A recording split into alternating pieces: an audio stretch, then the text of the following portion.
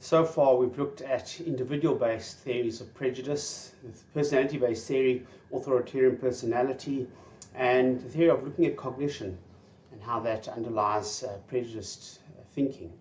So today we're going to move on to a group-based theory. It's called realistic group conflict theory.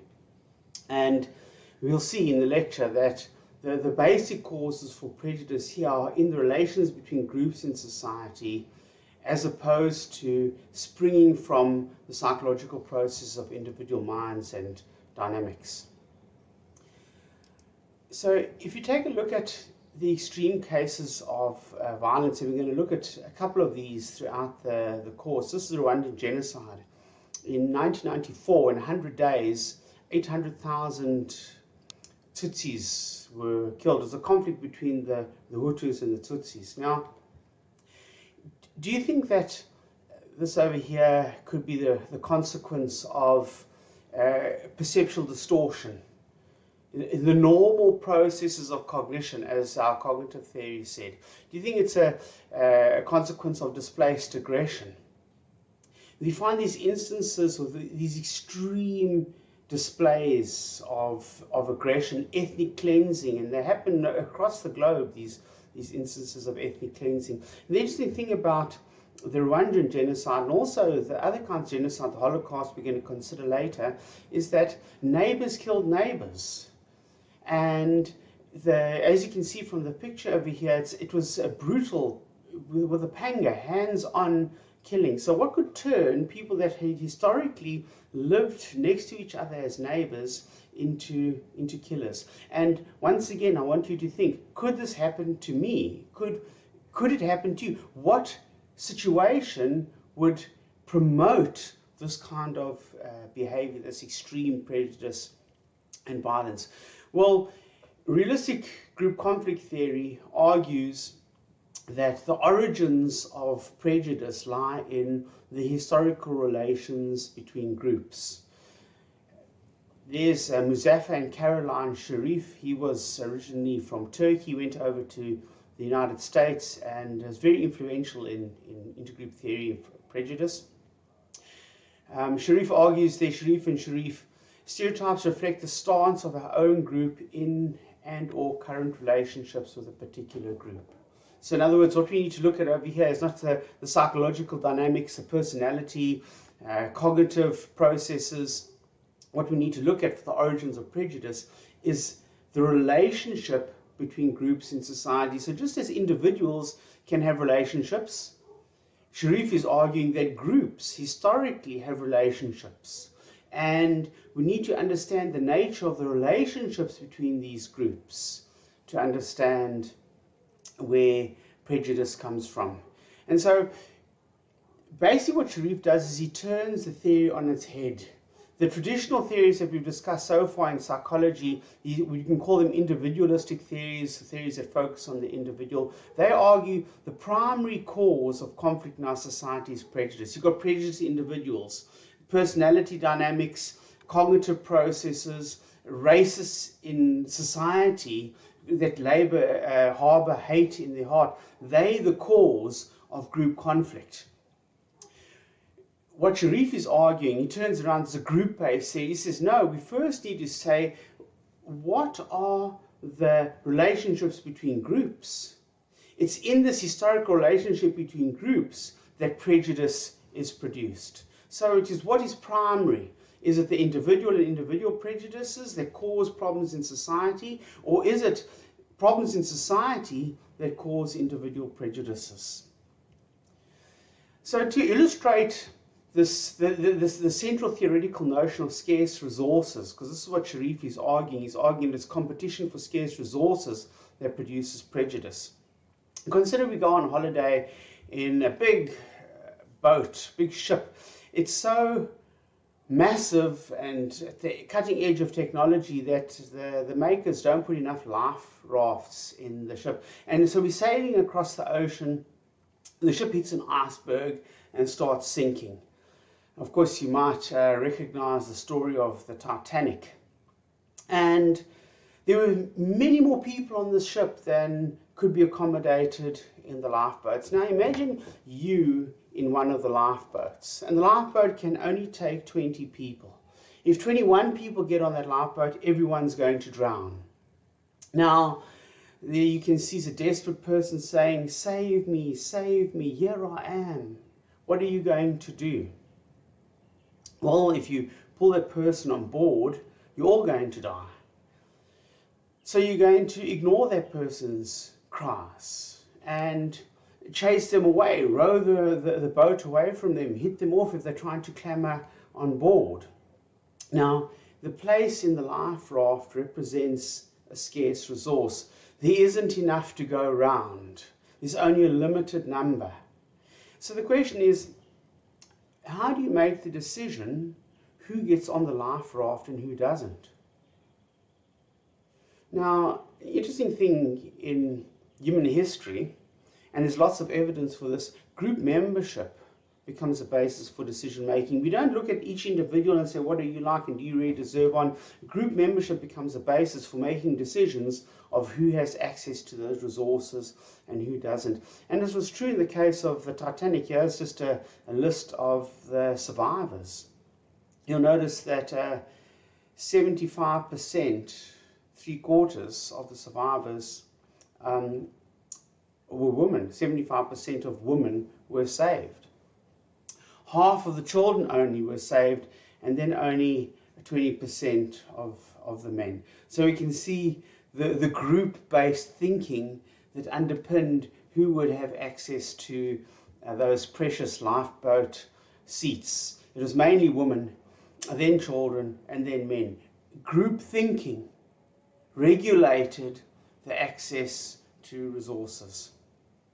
And so the same thing has applied in the Rwandan genocide.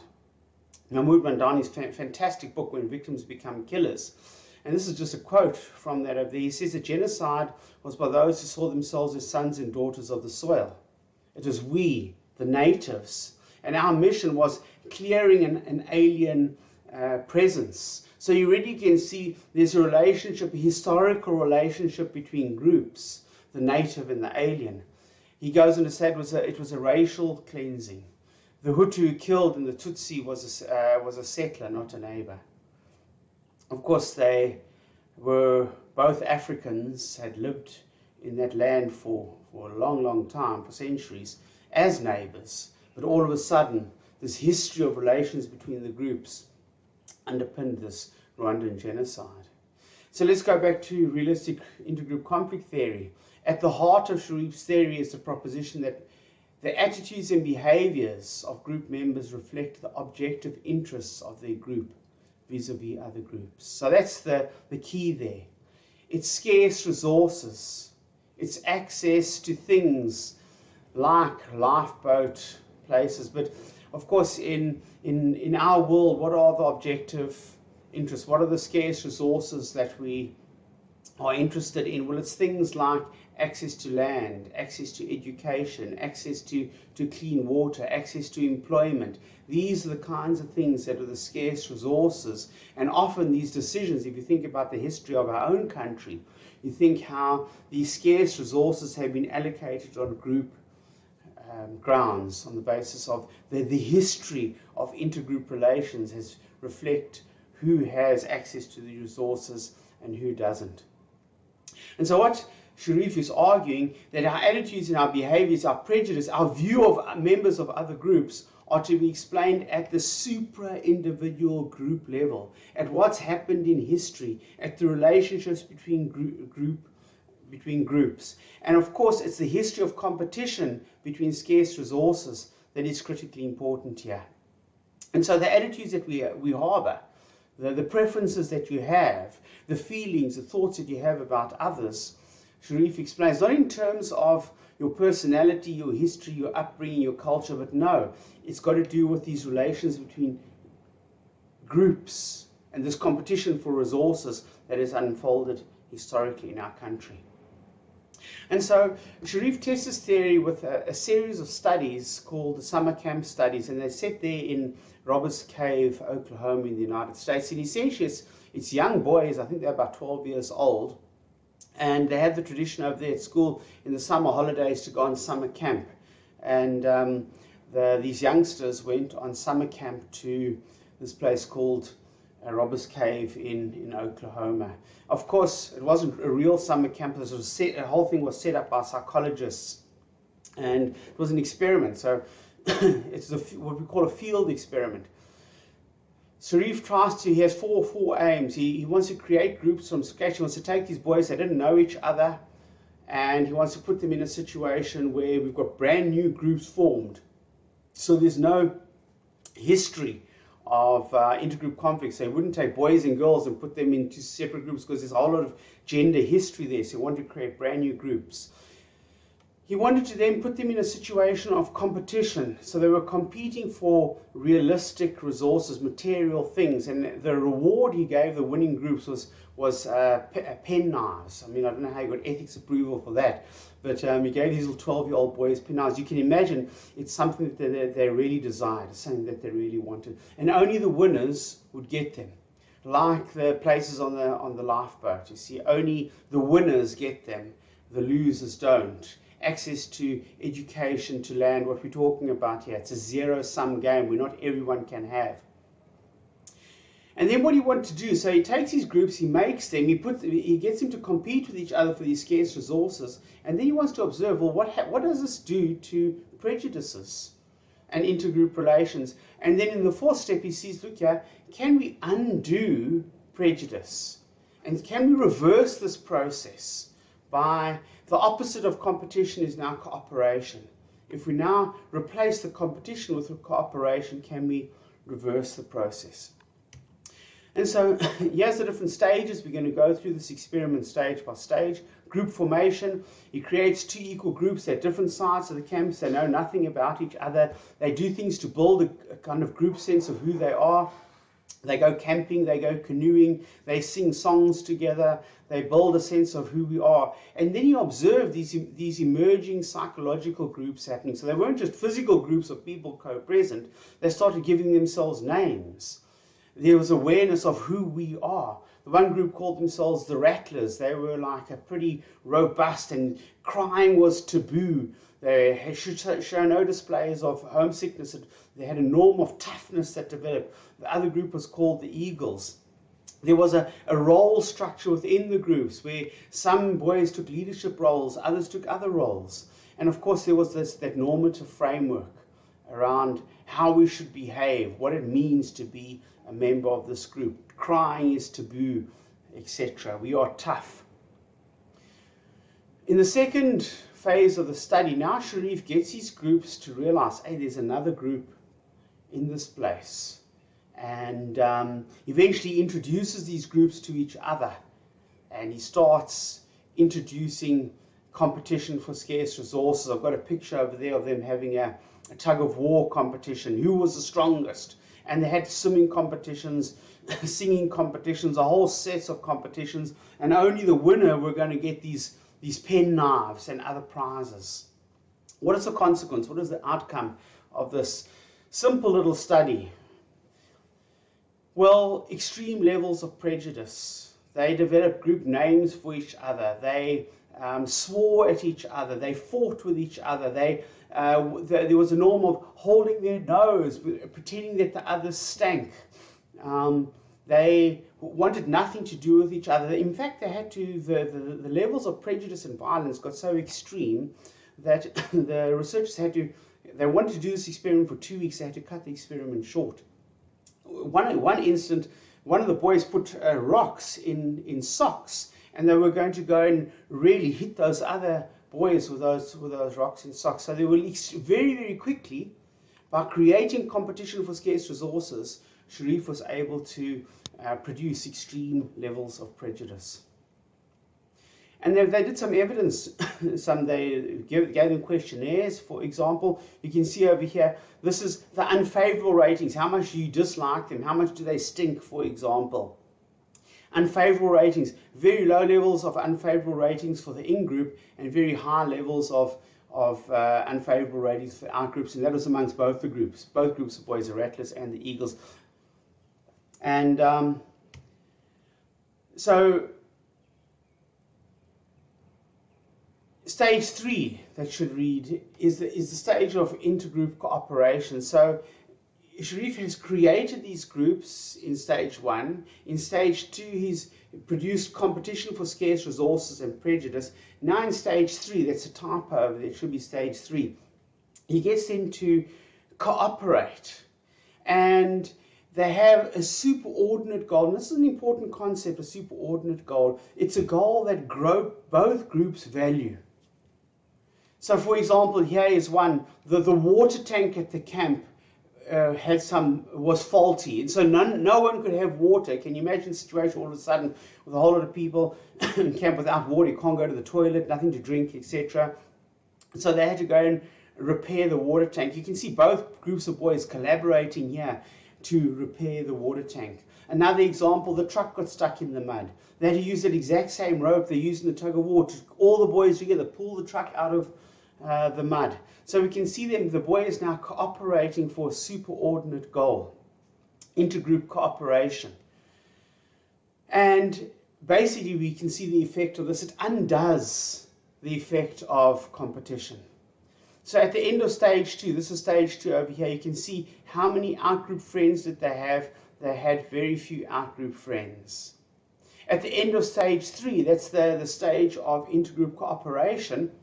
Now they have friends with in-group and out-group. Still got more in-group friends, but they have made friends with some out-group boys. And so we can see that Sharif undoes the effect of competition. He can undo the effect of prejudice by getting these groups to cooperate together. And then, of course, friendship starts forming across those groups.